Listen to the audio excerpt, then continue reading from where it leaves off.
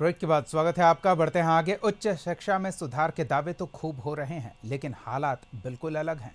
स्कूलों से लेकर यूनिवर्सिटी तक प्रभार के भरोसे चल रहे हैं। पटना के पाटलिपुत्र यूनिवर्सिटी में कई महीने से स्थायी कुलपति नहीं है, जिससे कामकाज पर असर पड़ रहा है। पाटलिपुत्र यूनिवर्सिटी का जब उद्घाटन हुआ तब नीतीश कुमार ने उसे अपने ड्रीम यूनिवर्सिटी बताया था। मगध विश्वविद्यालय को दो हिस्से में बांटकर पाटलिपुत्र विश्वविद्यालय की स्थापना हुई। इसका नाम है पाटलिपुत्र विश्वविद्यालय। और पहले जो विश्वविद्यालय रहा है और आज भी है, उसका नाम है मगध विश्वविद्यालय, यानी मगध साम्राज्य और उसकी राजधानी पाटलिपुत्र। इसलिए पाटलिपुत्र से अलग हटकर, मगध से अलग हटकर, पाटलिपुत्र विश्वविद्यालय से अलग हटकर पाटलिपुत्र विश्वविद्यालय में है। तो पाटलिपुत्र एक ऐतिहासिक स्थल। उसके बाद इसका नाम कई बार बदला और अब तो पटना हम लोग बोलते हैं। बहुत लोग आकर कहा करते थे कि इसका नाम फिर से पाटलिपुत्र कर दीजिए। हमने कहा कि इतिहास को ठीक से समझना चाहिए और जो इतिहास की चीज है उसका हमेशा महत्व देना चाहिए, लेकिन फिर 2000 साल पहले जाने की कोई जरूरत नहीं है। वहां से लंबी यात्रा हो गई है और अब पटना हो गया है, इसलिए नाम बदलना नहीं चाहिए, बल्कि जो पाटलिपुत्र है उसके महत्व को समझते हुए उसकी इज्जत करनी चाहिए। और इसी को ध्यान में रखकर इस नए विश्वविद्यालय का नामकरण पाटलिपुत्र विश्वविद्यालय के रूप में किया गया। अब आप सब लोगों का दायित्व है, इसका नाम ऐतिहासिक है तो इसका काम भी उतना ही ऐतिहासिक होना चाहिए। हम तो यही आप सब आग्रह करें। लेकिन 5 महीने से इस यूनिवर्सिटी का कामकाज प्रभारी कुलपति के सहारे हो रहा है। अब इस पर भी सवाल उठाए जाने लगे हैं।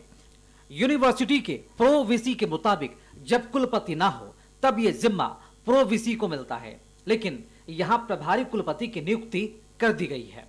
दिक्कत बहुत आ रही है। जब नियम है कि जब कोई कुलपति अगर जाते हैं तो प्रति कुलपति का सुप्रीम कोर्ट का डिसीजन है कि उनको चार्ज देना चाहिए, नंबर 1।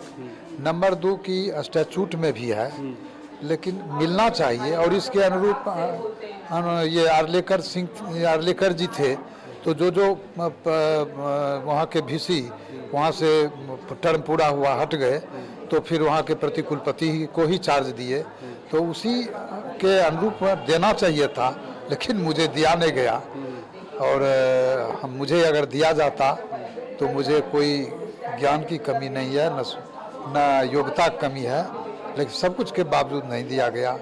तो अब बाहर से आते हैं, लाद दिए जाते हैं, भाई आज ही है तो 2 महीना वो रहे, तो 2 महीना वो रहे, तो एकदम टेम्पररी वैसा रहेगा तो क्या कोई काम करेगा। प्रभारी कुलपति होने की वजह से विश्वविद्यालय प्रशासन ठोस फैसला लेने में सक्षम नहीं है। जनवरी 2025 में आर.के. सिंह ने कुलपति के रूप में 3 साल का कार्यकाल पूरा किया।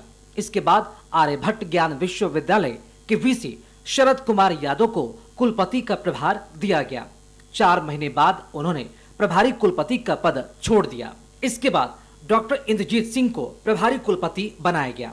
7 साल में पाटलिपुत्र यूनिवर्सिटी में सिर्फ 2 स्थायी कुलपति बनाए गए। हालांकि कुलाधिपति आरिफ मोहम्मद खान ने बताया कि सभी प्रक्रिया पूरी हो चुकी है, सिलेक्शन हो चुका है।